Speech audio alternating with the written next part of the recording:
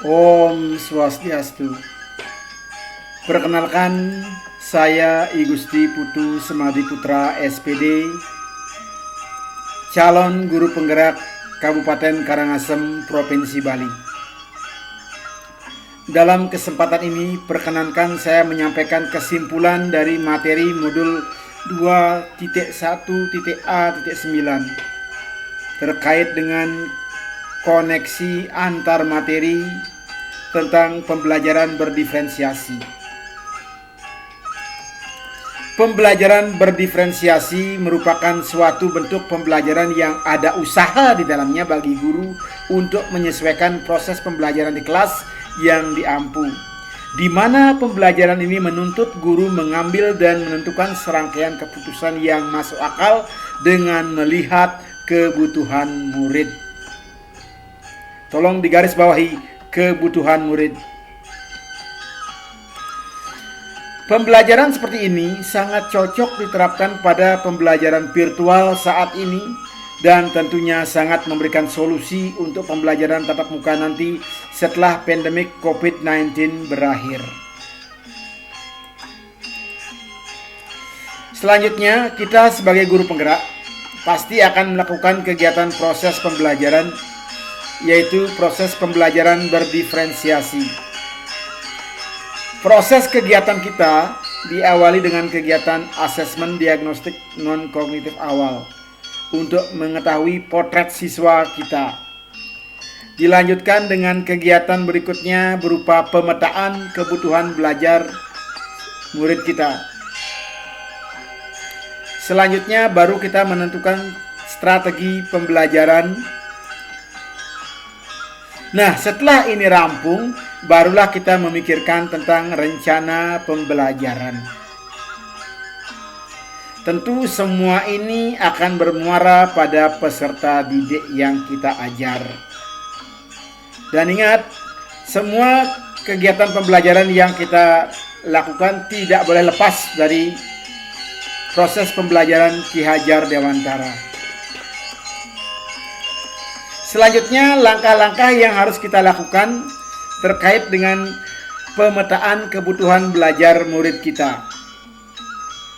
Yang pertama itu berkaitan dengan menentukan kesiapan belajar murid, atau istilahnya readiness. Yang kedua, kita harus menentukan minat murid. Jadi kita tidak bisa memaksakan anak itu harus bagus di nilai kita, harus nilainya 9 pada pelajaran kita, tidak boleh. Tergantung minat anak-anak. Dan yang berikutnya, kita harus menentukan profil belajar murid. Di mana profil belajar itu tergantung dari akses siswa. Kalau siswa memang aksesnya di penglihatan, dia senang melihat begitu, itu menggunakan akses visual. Ada yang senang dengan akses pendengaran, dia akan menggunakan auditori. Dan ada yang senang menggunakan akses tindakan, itu disebut dengan kinestetik. Itu harus kita ketahui dulu. Nah, setelah ini kita ketahui, barulah kita memikirkan strategi pembelajaran. Di mana strategi pembelajaran ini kita mengenal ada 3. Ada pembelajaran berdiferensiasi konten. Ini menekankan pada konten dari materi yang kita ajarkan. Yang kedua, itu pembelajaran berdiferensiasi proses. Ini action kita di hadapan peserta didik, tindakan-tindakan kita berkaitan dengan proses pembelajaran. Dan yang terakhir, pembelajaran berdiferensiasi produk. Produk ini berarti apa hasil yang akan mereka tampilkan, apa yang akan mereka istilahnya sumbangkan terkait dengan pembelajaran yang kita ajarkan. Nah, setelah memahami langkah-langkah ini, kita mulai berpikir sekarang bahwa pembelajaran yang kita laksanakan harus mampu menyiapkan media yang berbeda. Tidak boleh dipaksakan. Jadi setiap strategi pembelajaran, dia punya media sendiri. Tidak bisa kita paksakan. Nah, di sini banyak sekali Bapak Ibu guru yang menggunakan media teks. Saya tidak menyalahkan. Tetapi kalau ini betul-betul diterapkan, teks ini hanya cocok untuk siswa yang menggunakan akses penglihatan. Karena ada yang suka dengan akses penglihatan, ada yang suka dengan akses pendengaran, ada yang suka dengan akses tindakan. Kalau hanya teks, itu menurut saya kurang tepat.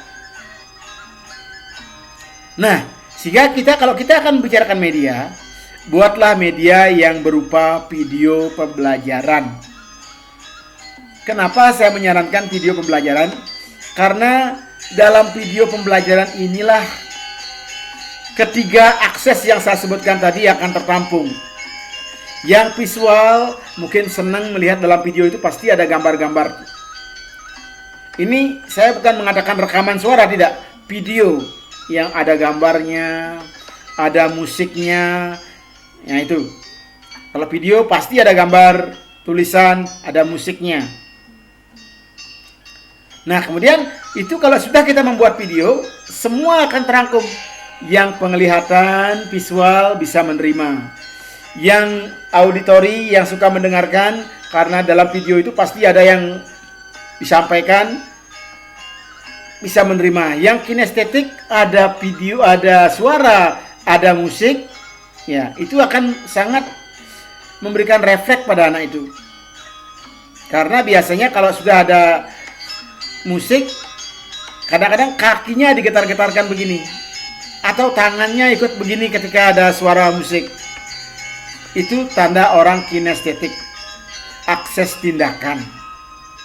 Sehingga ini akan menampung semua akses yang ada pada peserta didik yang kita ajar. Jangan khawatir. Itu mengenai media. Selanjutnya berkaitan dengan minat. Membicarakan masalah minat, ada yang saya tonjolkan di sini, ada 3 minat. Ada minatnya ke olahraga, ada minatnya ke seni, ada minatnya ke sains, pengetahuan. Sains di sini bukan berarti hanya IPA, tidak. Pengetahuan pokoknya. Matematika iya termasuk.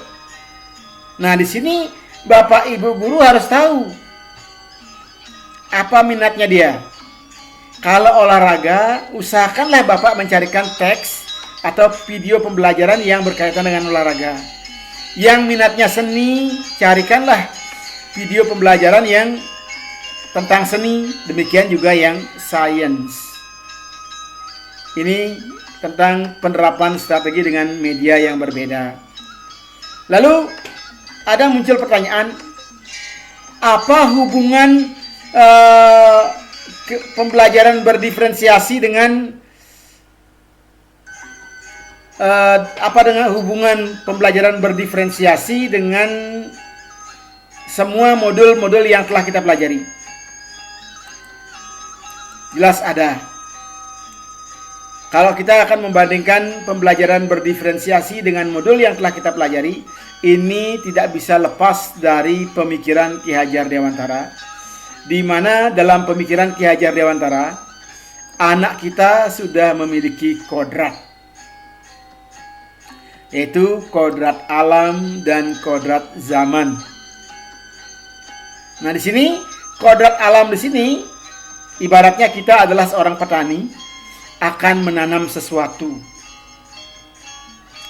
Jadi pastikan dalam pikiran kalian, kalau kalian menanam biji tomat, pastikan yang akan dipanen tomat.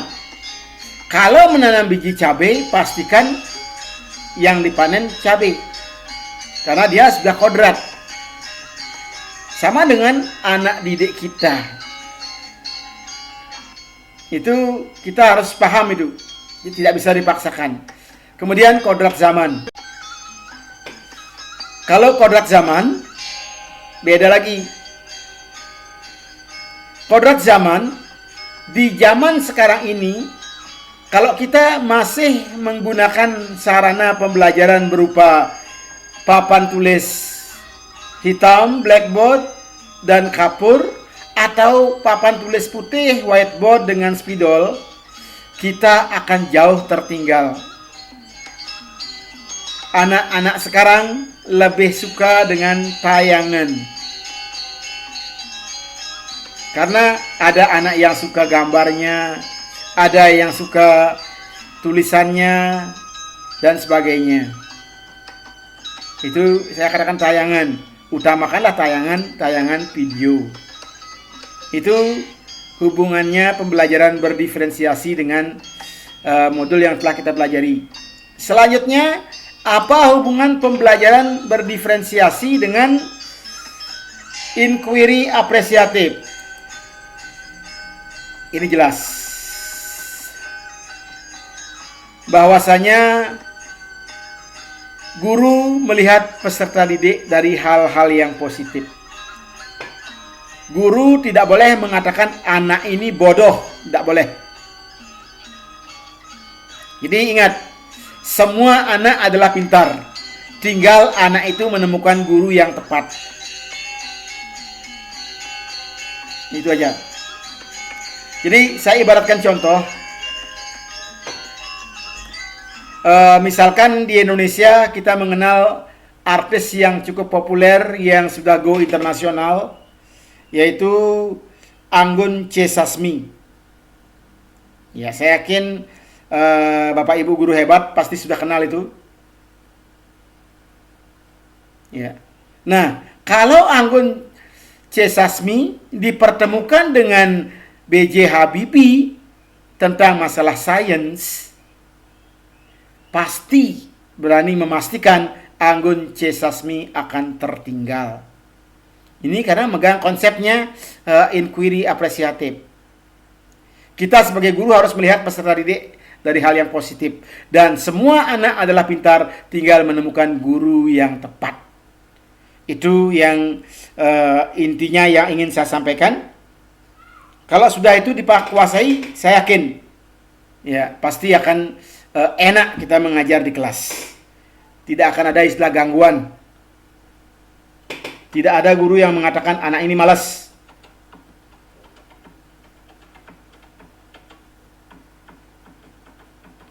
Nah, itulah apa yang ingin saya sampaikan pada pagi hari ini berkaitan dengan pembelajaran berdiferensiasi. Saya menyampaikan banyak terima kasih kepada Bapak Ibu yang telah menyimak tayangan video ini, dan saya mohon like and subscribe-nya serta klik lonceng. Kita saling berbagi sesama guru penggerak. Dan sebagai akhir kata, saya tutup kegiatan ini dengan ngaturang Parame Santi. Om Santi, Santi, Santi, Om.